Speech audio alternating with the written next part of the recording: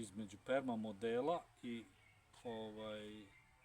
spavanja imamo još par stvari da uradimo. Posle onog olujnog vetra popadalo nam je drva, znači sad ćete da vidite ostatak. Samo da uključimo